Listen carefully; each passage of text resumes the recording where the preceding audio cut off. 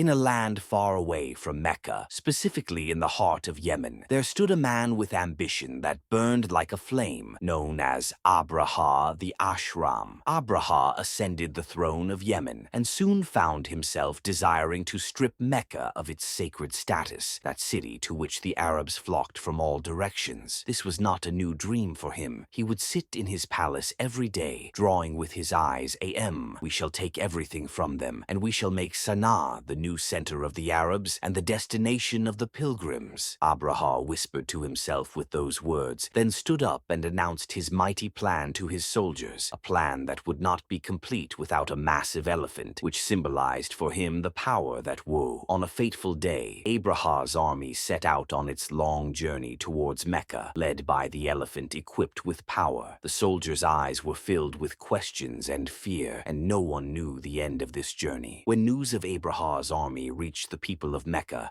a deep fear spread among them, a fear they had never known before. Mecca was a simple city, sitting quietly under the sky, without an army or strength to defend itself. The leaders of Quraysh gathered under the arcades of the Kaaba, and worry was etched on their faces. Everyone looked to Abdul-Muttalib, the chief of Quraysh, waiting for his wise words. Abdul-Muttalib, in a calm yet confident voice, "Indeed, the house has a lord who will protect it." Abdul-Muttalib placed his hand on the wall of the Kaaba, as if drawing strength from it, and prayed to God to protect his house. Then he made a courageous decision. "We shall leave Mecca, and we will not fight Abraha's army. I have entrusted my affairs to God, and we shall see how matters will change." The people of Mecca left, heading to the surrounding mountains, watching the city from afar while praying earnestly. On the following morning, Abraha's army prepared to advance towards the Kaaba, their eyes shining with challenge. But something strange happened. The elephants stopped moving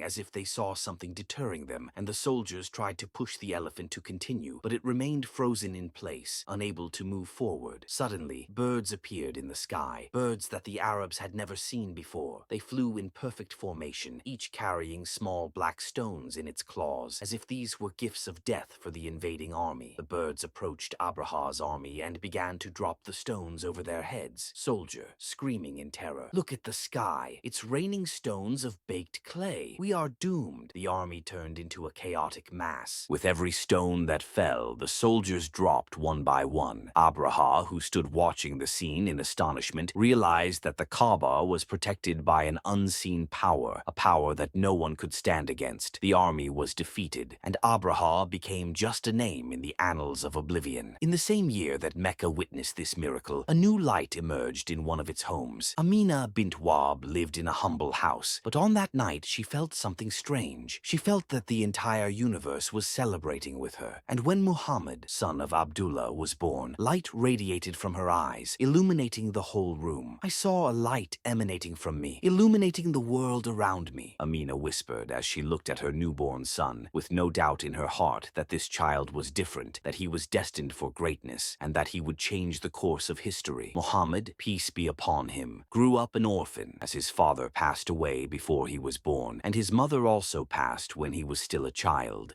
His grandfather, Abdul-Muttalib, took him in and cared for him. Abdul-Muttalib saw in Muhammad an extraordinary light, a light that made the Quraysh speak of him in every gathering. Abdul-Muttalib, speaking to his people, "This boy has a great destiny, a fate written for him to be a symbol, though none of us can know how. The world would change because of him." Muhammad, peace be upon him, grew up under the care of his grandfather, surrounded by people's love and respect. Little did he know that he carried a message that would illuminate the world's darkness, that he would become the prophet of humanity. This is the beginning of the story of light, the beginning of the journey of Muhammad, peace be upon him, who came to change history, and how the message began to shine, lighting the paths of humanity.